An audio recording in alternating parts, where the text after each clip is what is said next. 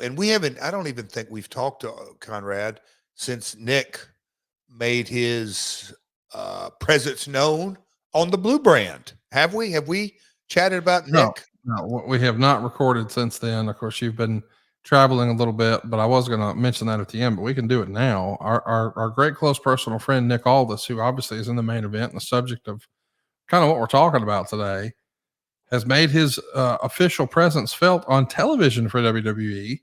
I think it's been reported that he was working behind the scenes for quite a while as an agent and producer. I guess they have a more formalized and official agreement now. I'm not sure how that works. I've heard at times guys like you, Jeff, have an office job and then you have a talent contract.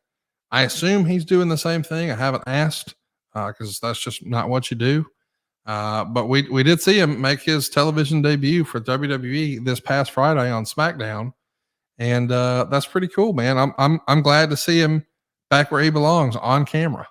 Well, and see that my point, kind of bringing that up because it was flashing through my brain, and I'm going back to 2018, right there. That as far as I'll call it Nick's in ring career, he had pulled the weight of the NWA for quite a while at this time, and had his Yes. ups and downs and Impact, and Global Force, the short lived, never got that sucker off the ground, but I was a huge believer in him there.